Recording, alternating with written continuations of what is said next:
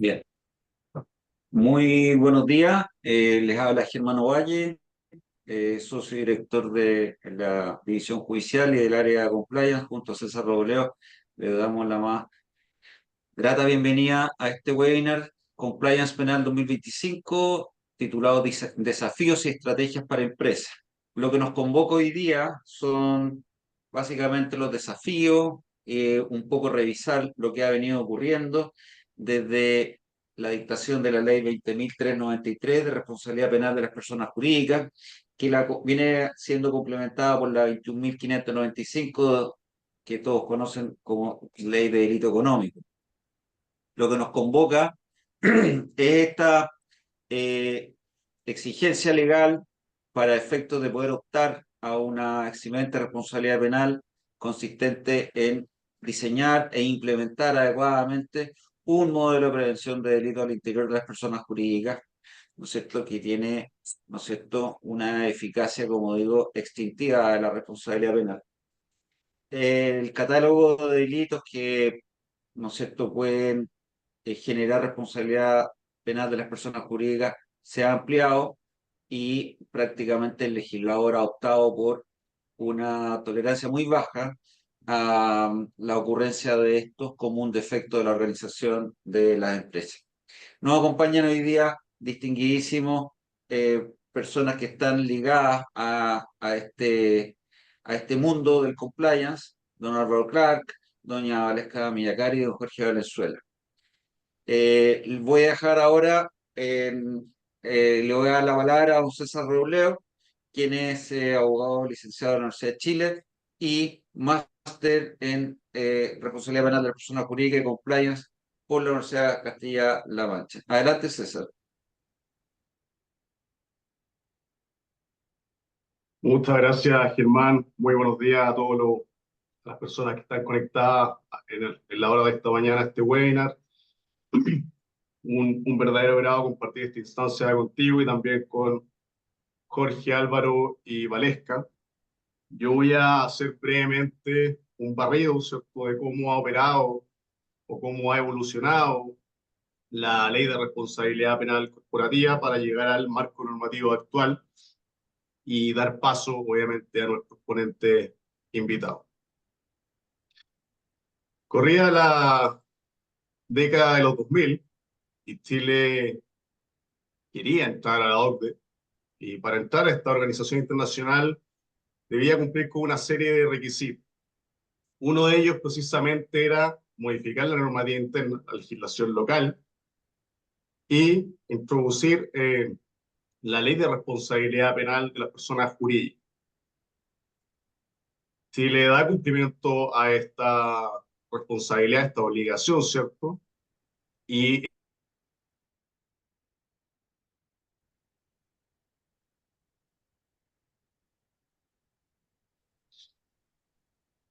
¿cómo surge o cómo opera o cómo se origina esta responsabilidad penal? Primero que todo, deben cumplirse dos requisitos copulativos, ¿ya? En primer lugar, un trabajador o miembro de la compañía debe cometer un delito en el ejercicio de sus funciones. Cuando digo trabajador o miembro, es cualquier persona que ocupe un cargo, función o posición dentro de la compañía, indistintamente de su jerarquía. Por tanto, el día de mañana podría ser autor del delito un director, un gerente, un subgerente, un jefe de área, un supervisor o un trabajador común. Y el segundo requisito copulativo para que se origine esta responsabilidad penal de la empresa es que con anterioridad a la comisión del delito, con anterioridad al hecho punible, la empresa no haya implementado de forma efectiva un modelo de prevención de delitos. Por eso es tan importante implementar, ¿cierto?, de forma efectiva estos sistemas de control interno objeto de prevenir ilícitos penales, ¿ya? Ahora bien, Chile en su momento, en el año 2009, y lo mantiene hasta el día de hoy, eh, adopta un sistema de catálogo de delitos base. ¿Qué quiere decir esto? Que no todos los delitos dan lugar a la responsabilidad penal empresarial, sino los que están contemplados en la ley justamente 20.393, ¿cierto? Su artículo primero. Y en 2009 se parte con un catálogo bastante acotado de delitos que hacían surgir esta responsabilidad penal de la empresa. Por una parte teníamos el delito de lavado de activos, por otra parte teníamos el delito de financiamiento del terrorismo y por otra los delitos de cohecho. Cohecho a funcionario público nacional y cohecho a funcionario público extranjero. El legislador con el paso del tiempo se dio cuenta que el ámbito de aplicación y alcance era bastante limitado si se circunscribía a estas cuatro figuras penales. Por tanto, decide empezar a ampliar este catálogo. Pero se demora 7 años, ya que recién el año 2016 introduce un nuevo delito a este catálogo, que es el delito de receptación. Y en el año 2018 introduce 3 nuevos delitos, como lo son el delito de negociación incompatible, el delito de administración desleal y el delito de corrupción entre particulares.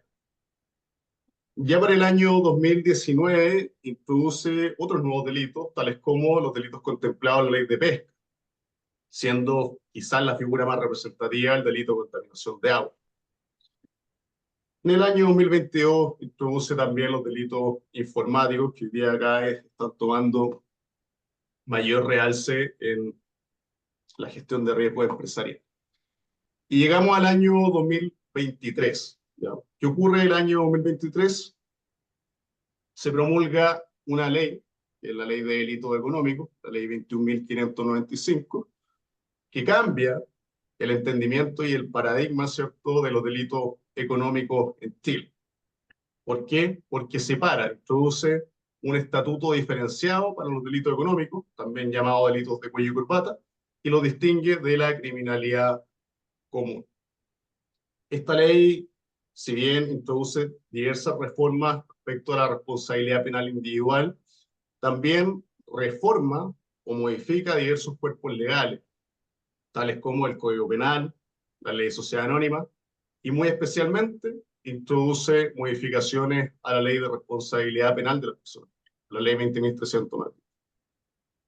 Y hay que hacer una precisión, ¿cierto? La Ley de Delitos Económicos no sustituye, no viene a reemplazar a la Ley 20.393, sino que le aplica diversas modificaciones, ciertos cambios, que hace que los estándares en materia de compliance y responsabilidad penal de las personas jurídicas se eleven. ¿Y cuáles son estas modificaciones, las más relevantes? Estos son diversos, pero yo les quiero comentar solo 5 para que se entienda la idea. Primero, yo les había hablado que el catálogo de delitos partió en 4 figuras penales. Ya para el año 2023 tenía alrededor de una treintena, con todas las inclusiones que se hicieron, pero con la ley de delitos económicos se incrementa exponencialmente este catálogo de delitos, contemplando hoy día más de 250 figuras penales, más de 250 delitos que pueden generar esta responsabilidad penal. Entre los nuevos delitos distinguen o están de forma más relevante los delitos ambientales, los delitos tributarios, delitos contra la libre competencia, delitos laborales también, delitos contra la CMF y, a modo de ejemplo también, delitos contra la ley de mercado de valores.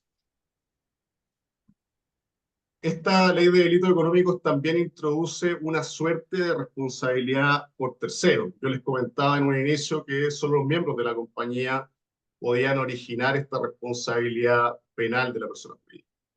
Hoy día la empresa también puede ser penalmente responsable por los delitos cometidos por prestadores de servicios que gestionan asuntos propios de la compañía ante terceros. Y esto va para muchas figuras, muchas personas podrían en este sentido configurar esta responsabilidad. Solo a modo de ejemplo, el día de mañana un lobista o un abogado, ¿cierto?, un mandatario judicial, podrían generar esta responsabilidad penal para la empresa, no siendo dependiente o subordinado de la misma. Por eso que también es importante introducir o valorar esto cuando se haga la identificación, evaluación y gestión de riesgo en la empresa. También pasa algo bien importante con la ley de delitos económicos en relación al nexo de imputación. Para efectos de rigor técnico, en un inicio la ley 20.393 requería, a modo de condición para que se originara la responsabilidad penal de la persona jurídica, que el delito hubiese sido cometido en beneficio o provecho directo de la persona jurídica, ¿ya? Con la ley de delito económico esto se suprime, por tanto flexibiliza y facilita el nexo de imputación para la empresa. También la ley de delito económico modifica el esquema de pena. Son las modificaciones más relevantes. Está la reforma al régimen de multa a beneficio fiscal. Si es que el día de mañana una empresa resulta condenada, antes de la ley de delito económico, la empresa podía ser condenada hasta el tope de 300.000 UTM. Hoy día eso se modificó producto de esta ley y puede llegar a una multa de 2 millones de UTM. Y finalmente, a través de esta ley de delito económico, se introducen las evaluaciones periódicas, ¿cierto? Evaluaciones periódicas que deben realizarse por terceros independientes. Estas evaluaciones vienen a sustituir o a reemplazar, ¿cierto?, el régimen de certificaciones que operaba antes de la ley de delito económico, con un valor mucho más alto, porque la certificación previo, ¿cierto?, a la ley de delito económico era considerada una buena práctica, ¿cierto? Nunca se le asignó un valor legal a la misma certificación, pero hoy en día las evaluaciones periódicas son un requisito indispensable para considerar, para valorar el modelo de prevención de delitos como efectivamente implementado y por tanto poder optar al eximente de responsabilidad penal de la empresa. Todas estas modificaciones que les comento, que ocurrieron en agosto del año 2023, comenzaron a regir para la empresa un año después, el 1 de septiembre del año 2024, una vacancia legal de un año, ¿cierto?, que la ley misma estableció para otorgarle un plazo razonable a las empresas para que adecuaran sus modelos de prevención de delitos si que no tenían, para que lo implementaran en este plazo. Entonces, ¿qué viene hoy con este nuevo estándar legal, con estas nuevas exigencias para la compañía? Que todas las organizaciones en Chile deben adecuarse a este estándar, ¿cierto? Deben tener sus modelos de prevención de delitos en constante mejoramiento, en constante evolución, ¿cierto? Adecuándose a la estructura interna, adecuándose a las líneas de negocio de las compañías, ¿cierto? Siendo modelos eminentemente vivos, ¿cierto?, que representen la realidad de la empresa y se adecúen a su idiosincrasia. Con esto yo finalizo el marco de la responsabilidad penal y doy lugar a la exposición de nuestro primer invitado. Tenemos el agrado de presentar a don Jorge Valenzuela, quien es abogado y actualmente se desempeña como director legal y compliance de Prosegur Chile. Jorge se centrará en dos temas particulares, ¿ya? El primero que todo es los desafíos que impone la implementación de la ley de delito económico en la empresa, y en segundo lugar, en la estrategia y buenas prácticas en la gestión de riesgo en la compañía. Muchas gracias, César. En primer lugar, muy buenos días a todos y agradezco la invitación a participar de este interesante webinar. En especial agradezco a Germán y a César por la cordial invitación para poder conversar sobre algunos aspectos vinculados con la aplicación e implementación de la Ley 21.595, que sin duda viene a transformar la mirada en que las empresas deben identificar, deben gestionar y precaver los riesgos penales. Como bien decía César, básicamente me voy a centrar en dos grandes temas. Uno vinculado con los desafíos que nos representa la Ley 21.595, vinculado con el rediseño de los modelos de prevención de delito y la nueva lógica de la responsabilidad por el hecho del tercero. Y en segundo lugar, respecto de las estrategias y buenas prácticas que pueden ser implementadas al interior de la compañía para cumplir con este nuevo estándar legal haciendo del modelo una herramienta de prevención real y eficaz. Dicho esto, pasemos al primer punto que se vincula con los desafíos. A mi juicio, el primer gran desafío, y ya lo dijo César, está dado por el amplio catálogo de delitos. Como bien tú lo mencionabas, César, comenzamos con 3 delitos, con la ley 20.393. Hoy en día tenemos cerca de 250 delitos aproximadamente. Y acá acaba de mencionar de que evidentemente no todos los delitos se les aplican a todas las empresas por igual. Hay que estar al giro, a la actividad, a los riesgos inherentes de cada empresa. Por lo tanto, esto implica revisar toda la operación, desde lo tributario a lo medioambiental, pasando por los departamentos de compra, de venta y de aquellos que se relacionan con terceros. Y de aquí viene un segundo gran desafío que tiene que ver con la responsabilidad por el hecho del tercero, que bien lo comentaba César, que es una innovación y es un tema tremendamente importante y debe ser muy bien gestionado. En términos prácticos, para decirlo de forma muy sencilla, no es necesario que la persona natural que comete un delito deba ser un trabajador de la empresa. Lo que importa es que el delito haya sido cometido en interés de la empresa. ¿Y cuál es el desafío que nos representa esto? Es que debemos tener una adecuada gestión con nuestros terceros, una debida diligencia respecto de ellos, tanto respecto de nuestros proveedores, de nuestros contratistas, de nuestros subcontratistas y respecto también de nuestros asesores, entre otros. Esto incluso creo que es altamente recomendable en la medida que sea posible poder formar a los terceros, hacer formaciones, hay distintas modalidades, formaciones que pueden ser por escrito, se pueden enviar videos a nuestros terceros con el objeto de que se puedan ayornar a este nuevo estándar. En el entendido que es probable que existan brechas en materia de cumplimiento entre la empresa mandante y el tercero. En tercer lugar, considero especialmente importante también otro elemento que dice relación con la eliminación del requisito de identificar al autor del delito.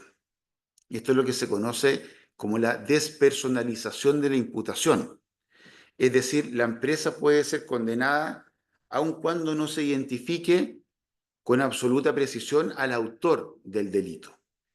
¿Y en qué radica el desafío en este tema? Es que históricamente se ha entendido la responsabilidad penal corporativa como una extensión de la responsabilidad penal personal. Es decir, para que la persona jurídica pudiera o pudiese ser penalmente responsable, se requería que ex ante una persona, un trabajador de la compañía, hubiese cometido un delito. Hoy en día este paradigma cambia, hay una mirada diferente. Ya no importa quién comete el delito, sino que lo que importa es cómo se comete el delito. Y lo que esta ley recoge es que el delito se haya cometido en el marco de la actividad y que esta conducta haya sido facilitada por fallas estructurales o funcionales en el modelo de prevención. Como consecuencia de esto, qué duda cabe que lo fundamental es la revisión exhaustiva de los protocolos y de los procesos, incluso más que las conductas individuales de las personas que son parte de la compañía. En cuarto lugar, otro elemento que a mi juicio es muy importante es la elevación del estándar de modelo de prevención del delito. El artículo 4 de la ley 20.393 establece que no solo basta con contar con un adecuado sistema de identificación de riesgos, tampoco basta con contar con adecuados protocolos ni con un canal de denuncia. Se requiere que exista un modelo de prevención del delito que sea efectivamente implementado. ¿Y qué significa esto en la práctica? Significa transitar, ir hacia un verdadero sistema de gestión penal que se adapte al negocio, a los riesgos y a la cultura de cada organización. En quinto lugar, y yo creo que es un tema que es sabido por todos, el endurecimiento de las penas. Qué duda cabe que esta nueva ley establece penas durísimas, tanto para personas naturales como para personas jurídicas. Respecto de las personas jurídicas, tenemos desde multas cuantiosas, como bien lo decía César, hasta la extinción de la persona jurídica. En segundo lugar, paso al segundo tema, que tiene que ver con las estrategias y buenas prácticas que pueden ser implementadas al interior de la compañía con el objeto de alcanzar este nuevo estándar legal, haciendo del modelo de prevención una herramienta eh, de prevención real y eficaz. Acá yo creo que en primer lugar es importante tener una gobernanza efectiva. ¿Qué significa esto? Que las personas que están a cargo del modelo finalmente tienen que tener una independencia. Deben tener una autoridad para actuar, acceso directo a la administración. También es importante contar con recursos que sean proporcionales al tamaño y la complejidad de la empresa. También deben reportar directamente al directorio, evidentemente. Y un aspecto que es muy importante, deben tener la posibilidad de poder alertar sobre posibles riesgos que puedan ser constitutivos de riesgos penales. Y también la posibilidad de poder sugerir la suspensión de determinadas actividades en la medida que el riesgo no esté idealmente o perfectamente identificado. En segundo lugar, como una estrategia y una buena práctica importante, está dada por el mapeo dinámico y actualizado de los riesgos. Es importante que sea un modelo vivo, un modelo que esté en permanente revisión, en permanente actualización. Los riesgos deben estar contemplados en el modelo de prevención de delitos, qué duda cabe, ya que de lo contrario, es decir, de no ser así, si los riesgos no están contemplados en el modelo de prevención de delitos, no se va a cumplir con el estándar legal y no va a tener la virtud de eventualmente eximir o mitigar la responsabilidad penal de la persona jurídica. Por otra parte, tenemos los protocolos y las políticas, los cuales deben ser lo más concretos posibles y aplicables al negocio. Acá debemos entender de que un buen protocolo, una buena política no es aquel que está redactado impecablemente desde el punto de vista legal, sino que sea efectivamente o que constituya una guía de conducta para la buena toma de decisiones. Es decir, en resumidas cuentas, los protocolos y las políticas deben servir como una guía de orientación para la toma de decisiones de manera práctica y efectiva. En cuarto lugar, tenemos la difusión y la formación. Esto está contemplado por lo demás en la ley. La ley exige que el modelo de prevención del delito sea conocido por todos los trabajadores de la empresa, pero no solamente sea conocido, sino que sea debidamente comprendido. Y esto implica tener que hacer formaciones que deben adaptarse a los distintos perfiles de los trabajadores de la compañía. Estoy pensando incluso, por ejemplo, en un holding o una empresa que tenga distintas unidades de negocio. Y acá, lógicamente, cada formación debe ir dirigida a cada unidad de negocio en particular, dado que los riesgos inherentes son distintos. Entonces, eso es muy importante que los riesgos sean gestionados, identificados y gestionados adecuadamente.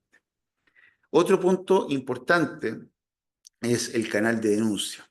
Qué duda cabe que la ley le ha asignado una importancia esencial al canal de denuncia, porque le atribuye la virtud de poder detectar, identificar y corregir irregularidades a tiempo, lo cual es muy importante.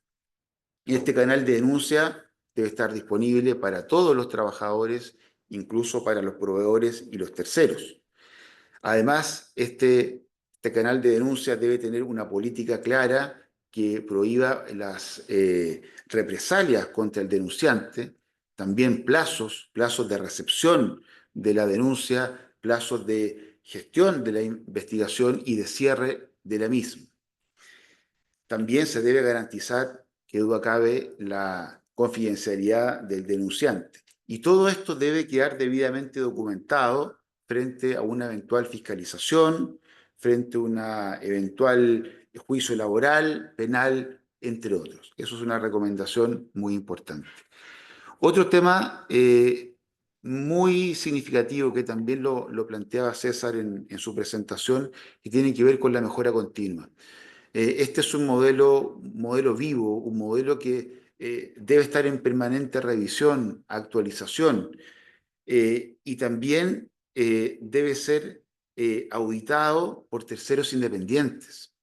Esto permite identificar debilidades del modelo, actualizar protocolos y también reforzar controles. Esto es un tema muy importante, dado que con esa valiosa información se van a poder elaborar, por ejemplo, reportes de riesgos, se van a poder presentar recomendaciones al directorio y también, en virtud de estos hallazgos que se puedan identificar, permitir ajustar el modelo de prevención en aquello que sea necesario. Además, esto es tremendamente útil. ¿Por qué? Porque permite anticiparnos a los riesgos y poder adaptarnos con mayor agilidad.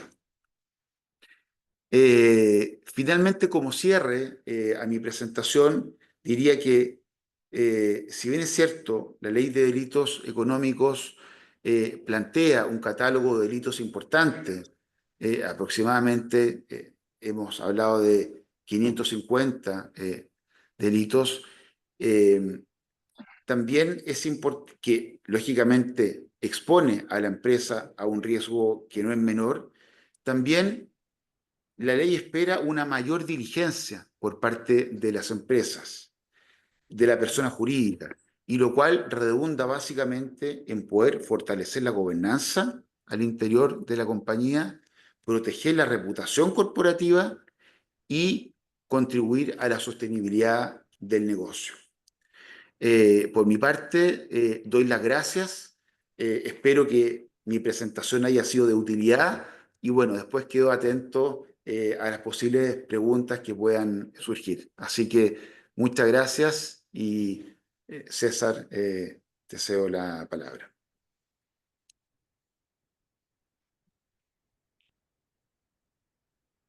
Muchas gracias, Jorge, por la brillante exposición.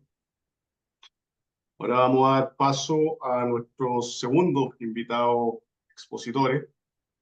Tenemos el verdadero verdadero gusto, ¿cierto?, de presentar a Álvaro Clerc, quien es economista y presidente de CIP Assurance Compliance, ex ICR Chile, quien hará su presentación en conjunto con Valesca Villacaris, quien es auditora y socia de CIP Assurance Compliance, ex ICR Chile, quien expondrán sobre los principales desafíos que trae consigo el estándar impuesto por la Ley de Delitos Económicos para las empresas desde la perspectiva de la revisión y evaluación de modelos de prevención de delitos. Adelante, Álvaro y Valesca. Muchas gracias por compartir esta instancia con nosotros. Muchas gracias, César y Germán, por la invitación. Voy a comenzar mi exposición. Eh, si quieres, vamos avanzando, Valesca. Valesca tiene el control de la... respecto de lo que va a ser esta presentación. Lo primero, el marco metodológico, donde los estándares internacionales juegan un papel relevante. La verdad, las cosas es que los modelos, los programas de cumplimiento tienen una historia de larga data en el mundo y se han desarrollado en profundidad, especialmente eh, en empresas multinacionales que operan en varias jurisdicciones y por lo tanto tienen que tener programas de cumplimiento extensos. La relevancia de las evaluaciones periódicas, los procesos, controles y claves que nos ha tocado revisar durante los procesos de evaluación de los modelos de prevención, los principales hallazgos, deficiencias recurrentes y oportunidades de mejora de los modelos de prevención que nos ha tocado evaluar, diferencias sustantivas entre el proceso de certificación y la evaluación periódica, análisis de contexto actual respecto de la evaluación periódica y otros aspectos que son relevantes.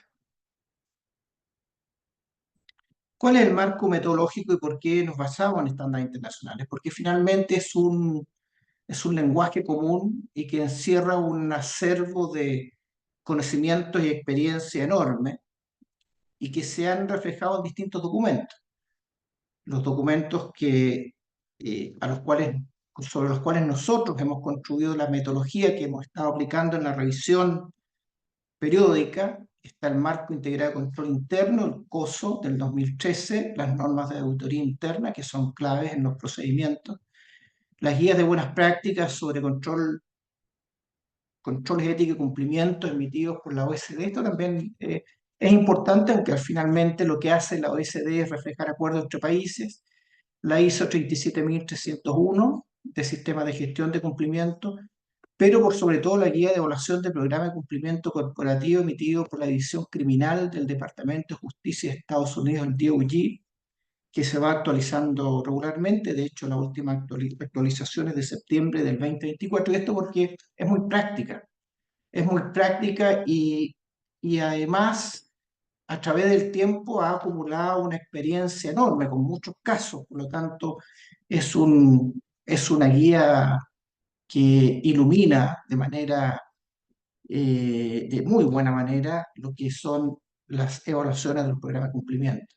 Y básicamente esa guía se hace tres preguntas, y esto está en la base de la metodología que nosotros aplicamos: la evaluación de riesgo, quién la hizo, bajo qué metodología, qué experiencia tenía, cuál fue la participación de la empresa, sus responsables en este proceso, qué rol jugaron la alta dirección, es decir, la alta gerencia y el directorio en aquellos casos que son pertinentes, las políticas y procedimientos, la concordancia que tiene con la evaluación de riesgo que se ha hecho, lo que se ha indicado anteriormente, la capacitación y la comunicación.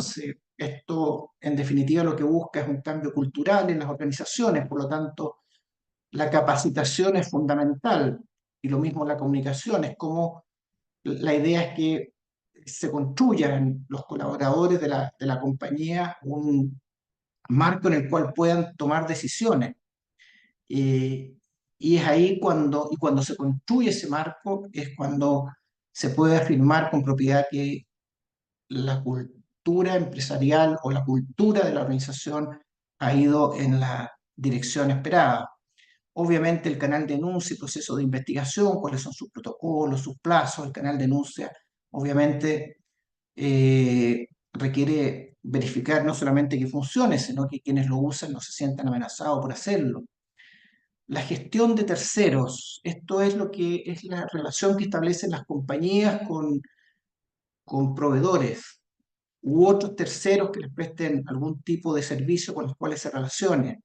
Tienen que tener debida diligencia, de forma tal de que la integridad del modelo no se vea afectada por por la gestión de terceros que colaboran en las funciones y en el rol que cumple la empresa.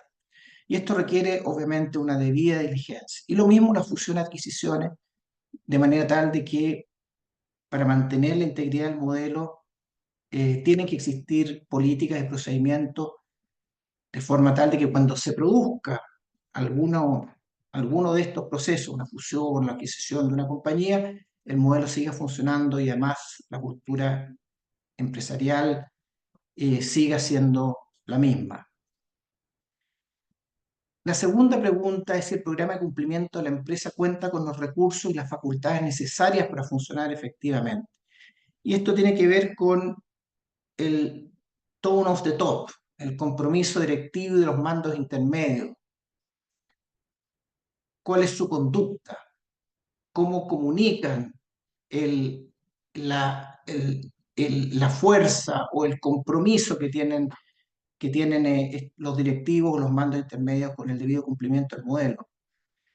la autonomía y los recursos. Obviamente que el modelo tiene que tiene que ser gestionado con autonomía y tiene que tener los recursos necesarios.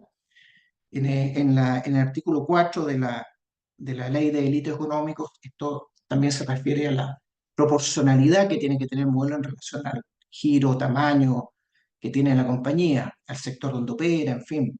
Entonces se espera que haya proporcionalidad en los recursos que son utilizados en el modelo. La estructura de compensación y medidas disciplinarias, de tal forma que la estructura de compensación, particularmente de los altos ejecutivos, sea pro cumplimiento.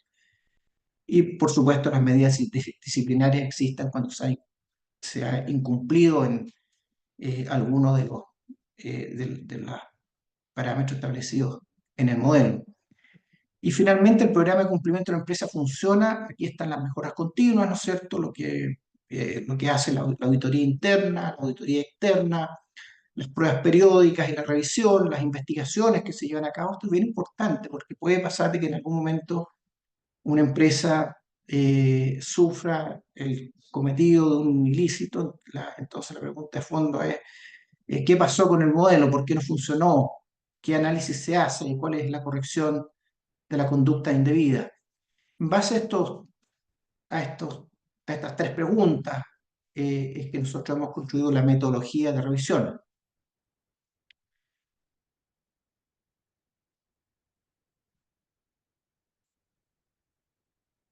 Pues la pregunta siguiente es la relevancia de la evaluación periódica de los modelos de prevención y por qué es clave evaluar periódicamente. Esto ya es una práctica que tienen todas las grandes compañías, obviamente que refuerza la cultura de cumplimiento, asegura la efectividad real del modelo de prevención, ya que está en continua revisión, se aprovechan de detectar brechas y oportunidades de mejora. En nuestra experiencia siempre hemos detectado brechas que finalmente han sido colaborativas con el modelo que nos ha tocado revisar, colaborativas en el sentido que eh, ha permitido que sea una oportunidad de mejora, tal como ahí se indica. Permite actualizar riesgos y controles, protege a la organización ante sanciones y daños reputacionales, bueno, y por supuesto también es un requisito legal. Y la siguiente pregunta es, bueno, ¿cada cuánto debería realizarse la evaluación al MDP? Si ustedes ven las distintas fuentes que hay ahí, ISO, la 37301, la 37001 y el DOJ, no hay como un cierto acuerdo. También es una buena práctica, sobre todo cuando se hace asignación de recursos en un modelo de prevención, que esos recursos sean asignados mayoritariamente a la gestión de aquellos riesgos que pueden afectar los objetivos estratégicos de las compañías. Es lo que lo que en el ámbito regulatorio se conoce como supervisión basada en riesgos, es decir, tiene que estar centrada especialmente en los riesgos más relevantes. Entonces, el o la revisión del modelo también debería considerar los distintos tipos de riesgos.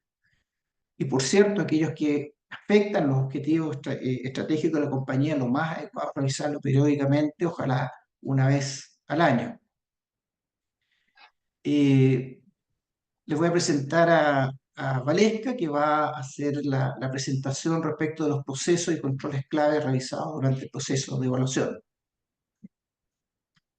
Hola, buenos días. Bueno, una de las interrogantes que muchos acá también podrían tener, sobre todo aquellas personas que no se han enfrentado quizá a un proceso de certificación, evaluación, es que qué se revisaría durante este proceso de evaluación. Por mí es importante antes señalarle que los programas de cumplimiento deben contemplar una serie de elementos que permitan emitir una opinión sobre su razonabilidad o si existen también oportunidades de mejora. Durante una evaluación hay ciertos componentes que siempre se revisan porque son fundamentales para la efectividad. Uno de estos elementos es la matriz de riesgo, la cual debe estar alineada. Lo importante acá es que esté alineada al giro de la empresa y no ser una matriz de riesgo más bien genérica o que sea la matriz de riesgo que el asesor entregó y quizás no se hizo un análisis en profundidad de esta acorde a los riesgos de la compañía. Eh, Esto ya que cada persona jurídica es distinta y muchas veces empresas del mismo rubro no comparten los mismos procesos ni riesgos específicos. La clave acá para la actualización de la matriz de riesgo es no verla como una carga administrativa, sino como una oportunidad estratégica para consolidar la reputación y mejorar la gestión de riesgos. También otro aspecto que revisamos, que también se ha mencionado anteriormente, porque así lo dice el artículo 4 de la ley 20.393, son las políticas, los procedimientos y su aplicación concreta, ya que es común encontrar protocolos que están bien redactados, pero que en la práctica quizás no se implementan del todo, o a veces controles que se ejecutan y que no están plasmados en las políticas o procedimientos. También es importante evaluar de qué forma las personas jurídicas comunican estas políticas y procedimientos, así como los elementos que componen el modelo de prevención y cuáles son las consecuencias o sanciones asociadas al incumplimiento. También es un elemento que la ley, el artículo 4 lo menciona claramente. Lo importante acá es que cada entidad utilice los métodos que estén a su alcance para capacitar y comunicar. Algunos ejemplos de estos elementos podrían ser formaciones específicas a grupos de empleados, dependiendo de la gerencia de la que forme parte o al riesgo al que pueda estar expuesto. El uso de plataformas e-learning, concursos personalizados, sesiones presenciales de formación también, que cada vez se ven menos, boletines internos o artículos o casos de estudio y actualizaciones frecuentes vía correo electrónico. Bueno, y finalmente, quizás también para comentarles, también se evalúan, que también se mencionó anteriormente, pero no está de más señalarlo, los canales de denuncia, entre otros aspectos que se evalúan es si estos funcionan adecuadamente y si existe trazabilidad en la ejecución de los controles definidos en el modelo de prevención. Esto de un grupo importante de elementos, quizás estos son los más relevantes de destacar. El siguiente interrogante es cuáles son los hallazgos frecuentes en las evaluaciones. Eh, Comentarles que a lo largo de nuestra experiencia en distintas evaluaciones, ya son más de casi 15 años en realidad en evaluaciones al modelo de prevención, hay ciertos patrones que hemos encontrado que se repiten con frecuencia. Uno de los más comunes es el enfoque de la capacitación, que muchas veces se realiza de forma muy general y no se adapta a los riesgos reales del área o del cargo, que fue lo que señalamos como un elemento importante en el slide anterior. Las capacitaciones específicas adaptadas a la realidad de cada persona jurídica, su área y funciones, son clave para un programa de cumplimiento eficaz. Esto permite que el personal identifique y prevenga conductas indebidas según su rol, fortaleciendo la cultura de cumplimiento. Esto permitirá optimizar recursos y además podría demostrar diligencia ante terceros o autoridades, lo que reduce la exposición a sanciones, a posibles sanciones. Otro hallazgo frecuente son matrices de riesgo mal formuladas que no reflejan el giro específico de la empresa. A veces el problema es que en los controles, que los controles no están bien descritos o detallados. En lugar de detallar o describir un control, se señala un manual o una política que, si bien ese se puede considerar como un control directivo, no sería un control preventivo. Tendría que especificarse claramente cuál es el control asociado a ese riesgo. por lo que impide muchas veces verificar si el control es claro, específico y ejecutable. También es común encontrar controles que, si bien se ejecutan, esto no queda evidencia registrada de ellos. Lo que, y esa falta de documentación puede jugar en contra en caso de fiscalización de la persona jurídica. Este es un aspecto que tratamos de eh, señalar a nuestros clientes, que es importante la evidencia asociada al control que están identificando en la matriz. En relación a quizás controles ambientales que esperan implementar las empresas para prever delitos, que este es un grupo muy importante que se incorporó a la ley de delitos ambientales, que si bien ya estaba incorporado anteriormente, eh, hay sectores que lo están están comenzando a poner un foco aún más riguroso en aquellos controles. Esto es clave ya que son industrias con un alto impacto ambiental y por lo tanto tienen una mayor exposición al riesgo. Algunos controles relevantes que ellos deberían estar implementando son protocolos específicos de emergencia. Esto quiere decir planes de respuesta actualizados ante derrames, explosiones, incendios, etc. También capacitaciones de sensibilización ambiental. Acá lo importante también es, además de esta formación específica, es una formación continua para trabajadores, contratistas y prestadores, sobre todo en prevención de contaminación, uso responsable del fuego, cuidado del suelo, por ejemplo, agua y biodiversidad. También tenemos los planes de mantenimiento preventivo, los que permiten establecer una revisión periódica de equipos e infraestructura crítica para evitar infracciones o fallas técnicas. También tenemos el monitoreo y control ambiental, así como la gestión de residuos y sustancias peligrosas. Bueno, quizás también se podrán preguntar eh, cuál es la diferencia entre una certificación y una evaluación. Aunque ambas metodologías buscan evaluar el cumplimiento y la solidez del modelo de prevención del delito, la evaluación periódica, especialmente cuando la realiza un tercero independiente, pone un mayor énfasis en analizar la efectividad real y la proporcionalidad de los controles en función de las características específicas de la persona jurídica. Esto en relación a su objeto social, giro, tamaño, nivel de complejidad, recursos disponibles y las actividades que desarrolla. Por ejemplo, una evaluación puede ser más flexible, ya que se pueden levantar recomendaciones prácticas y priorizar los ajustes según los riesgos detectados.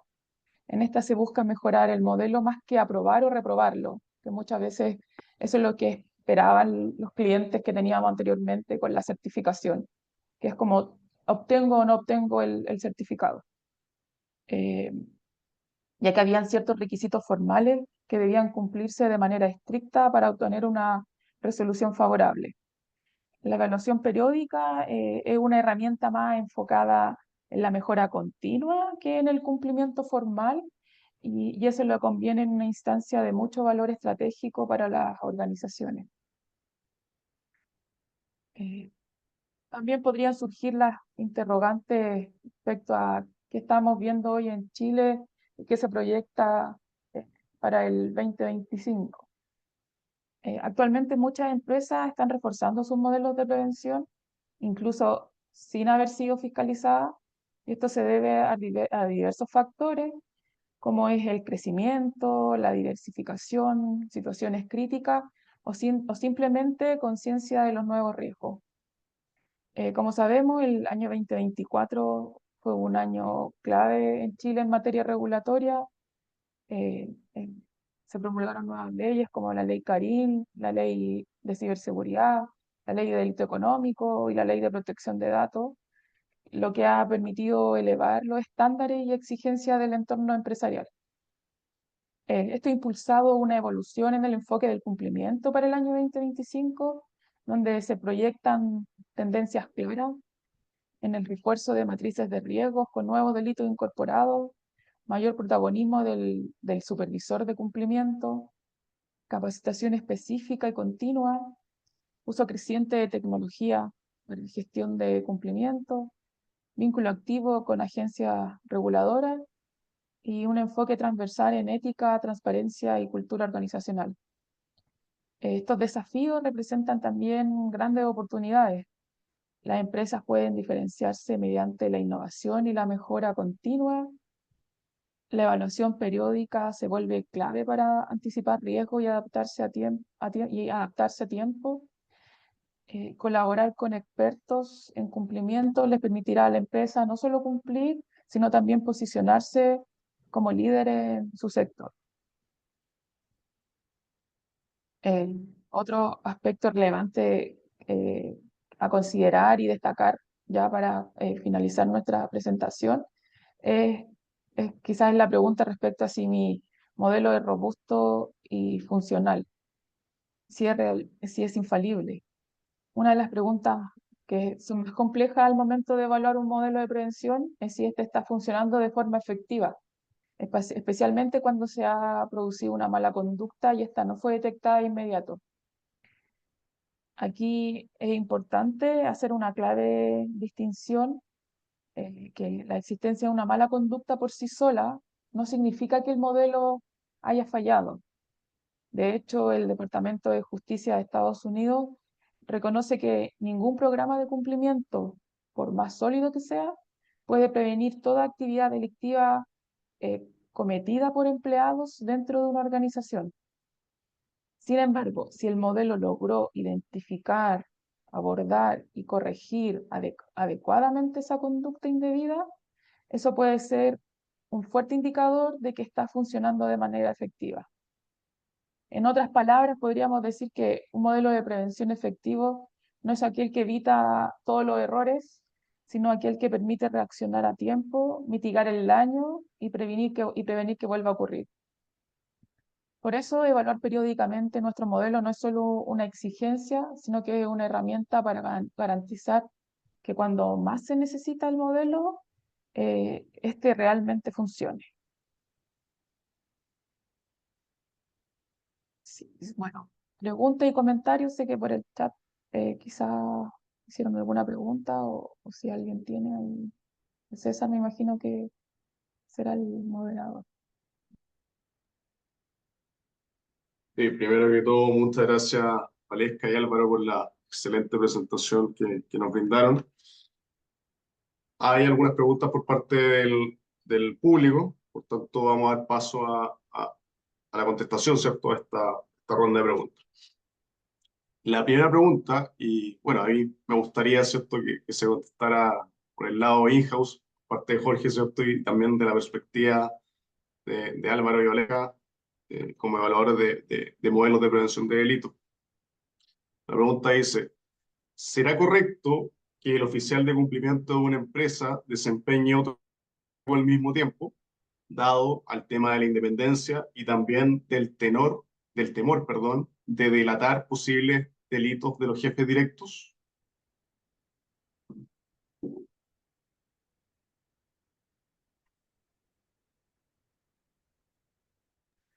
Perdón, César, se me fue un poco ahí el audio. ¿Era si el encargado de cumplimiento puede desarrollar distintas funciones? ¿Esa es la Sí. pregunta? ¿Será correcto que el oficial de cumplimiento desempeñe otro cargo al mismo tiempo, dado el tema de la Entiendo. independencia y también Claro, del temor de delatar posibles delitos de sus jefes directos? sí. Esa es una pregunta súper interesante y a mi juicio no es recomendable, bajo ningún punto de vista, que el oficial de cumplimiento o los encargados del modelo de prevención desempeñen funciones distintas. Ahora, sabemos que en la práctica, dado muchas veces la estructura de las compañías y la cultura organizacional, muchas veces el oficial de cumplimiento termina siendo el abogado también de la compañía y termina desempeñando distintas funciones. El riesgo que se produce con esta polifuncionalidad, por así decirlo, es que en primer lugar se pueden generar conflictos de interés. Y en segundo lugar, una sobrecarga laboral podría generar o podría implicar una merma en el desempeño de la función de compliance, la cual a mi juicio debe ser una función 24/7, es decir, debe ser de tiempo completo. Y acá mi recomendación iría porque la alta dirección de la compañía se comprometa con el cumplimiento ético, garantizando la debida independencia del oficial de cumplimiento. No sé si con eso, César, respondo la pregunta. Sí, clarísimo, clarísimo, pues, clarísimo. Gracias, César. ¿Quieres que comente, César, también? Sí, sería, yo creo Sí, que muy beneficioso para todo el público. sí, yo concuerdo Mira, plenamente. Obviamente que hay un tema de recursos en empresas más pequeñas, ¿no? Eso es que creo que es entendible, pero, pero en empresas grandes que están más expuestas a riesgo por tamaño, por el sector en que operan, por su giro, ¿no es cierto? No es recomendable. No, a nosotros, de hecho, nos ha tocado revisar situaciones en las cuales el fiscal, por ejemplo, es el oficial de cumplimiento y tratan de hacer un contrato especial al fiscal donde para determinadas materias se relaciona con el gerente general y en materia de cumplimiento con el directorio, pero al final termina siendo un enredo porque el conflicto de interés es permanente. No se extingue esta separación de funciones a través de un contrato, además que todos sabemos que los contratos por definición son incompletos, entonces siempre quedan espacios sin resolver o que quedan a discreción de quienes actúan en esas funciones. Entonces, a juicio nuestro, lo hemos recomendado siempre a las compañías, eh, a menos que haya una justificación económica por tamaño de la compañía que sea imprescindible para que funcione. La verdad, las cosas es que es mejor que sea un agente independiente, un actor independiente.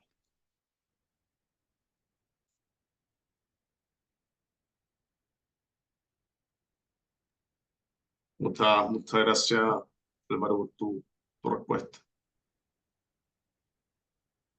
Álvaro, aprovechando, también hay otra pregunta y va directamente hacia ustedes como evaluadores de modelos de prevención. Dice, ¿cuáles serían las acciones concretas y las buenas prácticas que demostrarían que los directores o los ejecutivos principales comprometidos con la función de cumplimiento? Yo ahí agregaría en cuanto al nivel de tolerancia al riesgo, en cuanto a los recursos otorgados a la función de cumplimiento, en cuanto a el involucrar, ¿cierto?, al equipo de cumplimiento también en las decisiones. ¿Cómo lo ven ustedes? Una muy buena pregunta porque son temas que la única instancia dentro de una organización que puede resolver esto es, si estamos hablando obviamente de una empresa grande, el directorio o es el gobierno corporativo, si uno eh, lo quiere aproximar desde una perspectiva más conceptual.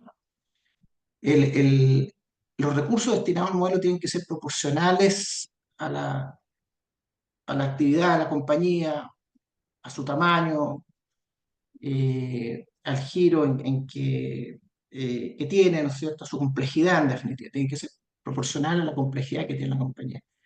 Entonces el tema es, bueno, ¿quién determina que el modelo está en el rango adecuado de proporcionalidad? ¿O quién da una opinión respecto de eso? Independiente de la opinión del revisor externo, porque el revisor externo eh, tiene capacidad por el trabajo que hace, por los antecedentes que reúne, por experiencia, porque puede comparar, ¿no es cierto? El profesor externo puede decir, su modelo me parece que está dentro del rango de lo que sus compañías parecidas a la suya tienen y que operan en su mismo sector. pero también puede darse cuenta que el modelo a lo mejor es pequeño en términos relativos, o es menos sofisticado, o claramente o materialmente menos sofisticado que otras compañías, bueno, y lo tiene que decir. Pero sin prejuicio, esa actividad del revisor externo es el directorio como uno de los criterios que tiene que tener en cuenta para aprobar el programa de cumplimiento, es que efectivamente cumpla con el criterio de proporcionalidad, los recursos sean los adecuados y que los procesos hayan sido llevados de manera estándar. Todo esto está bien estandarizado, ¿no? Que no es tanto lo que hay que, no es lo que hay que, no es tanto lo que hay que inventar, pero sí que haya un proceso que permite hacer un chequeo de que efectivamente el modelo cumple con los requisitos que establece la ley y obviamente con las expectativas del directorio que van más, que pueden ir perfectamente más allá de la ley por políticas internas, por compromisos de la compañía, por cultura empresarial, pueden ir perfectamente más allá de la ley, por lo tanto, el modelo además tiene que cumplir con las expectativas que tiene el directorio, bueno, y que reflejan obviamente los intereses de la organización, como puede ser el apetito por riesgo, ¿no es cierto? Puede ser el compromiso de sostenibilidad, el rol que quieren cumplir en la sociedad, todas aquellas características o factores que definen una organización y su relación con el entorno. Entonces ahí el directorio es clave que verifique que todas esas cosas se cumplen en las debidas instancias y además que obviamente que si hay un proceso de revisión posterior porque ocurre algún tipo de ilícito, la demostración de que se trata de un directorio comprometido que da el tone of the top es fundamental para cualquier evaluación externa.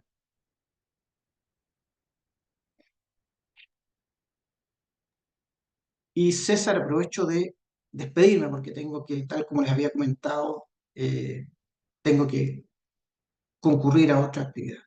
Muchísimas gracias Super, por su por supuesto, invitación. Álvarez. Muchas gracias a ti Adiós, por Gracias a ti. Jorge. Adiós, Germán. Adiós, Álvaro. Vamos a dar paso a la última consulta, Jorge, porque hay una pregunta directamente para ti. Dice, aprovechando de agradecer su clara presentación, Jorge, la pregunta es, a su juicio, ¿cuáles son los nuevos delitos económicos donde Chile está siendo pionero en sancionar? Bueno, es una pregunta súper interesante esta, César, y la verdad es que es importante dejar un punto claro, que la ley 21.595 no viene a establecer nuevos delitos, es un tema muy importante. Viene a consolidar los delitos que están dispersos en el ordenamiento jurídico chileno, es decir, en el Código Penal, en leyes especiales. Por lo tanto, yo diría que en estricto rigor, los nuevos delitos que se contemplan en la 21.595, yo diría que básicamente son los delitos ambientales.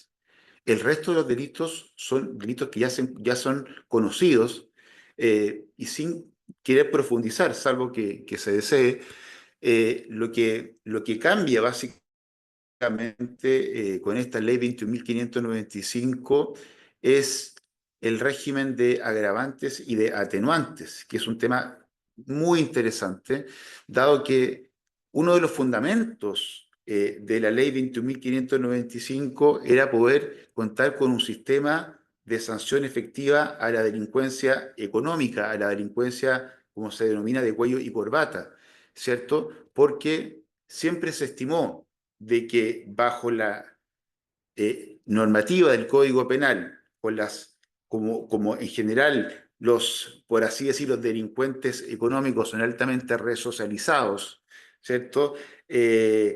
Contaban con importantes atenuantes de responsabilidad penal y básicamente, bueno, basta recordar las famosas clases de ética. Entonces, esta ley va en el sentido de generar una sanción efectiva. Pero el verdadero cambio va en la imputación penal más que en la creación de nuevos delitos. Insisto, no hay prácticamente nuevos delitos, son recogidos de nuestro ordenamiento jurídico de distintos cuerpos legales, e insisto, los nuevos delitos son básicamente aquellos vinculados con los delitos medioambientales.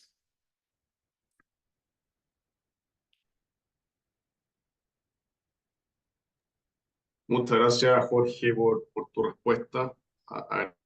Encantado. Para ir dando cierre a esto, agradecerte por aceptar nuestra invitación, Al por la contrario, muy buena. encantado, encantadísimo.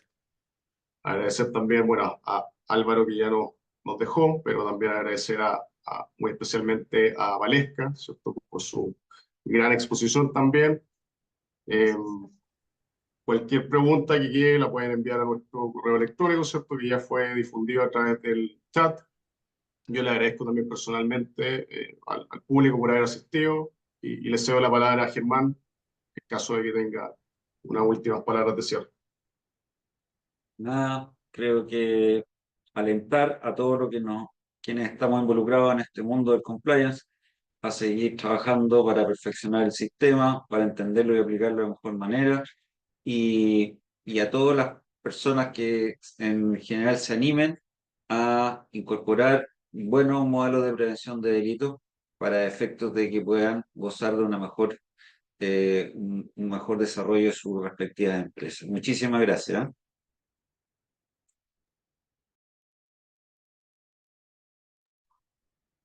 Gracias, Germán. Gracias a todos. Muchísimas gracias a Muchísimas todos. gracias, César, Germán, por la invitación. Muchas gracias, público. Esperamos que haya sido de utilidad esta conversación. Chao, Muchas Jorge, gracias. chao. Que estén muy bien. Hasta luego. Hasta luego, muchas gracias. Gusto saludarlos.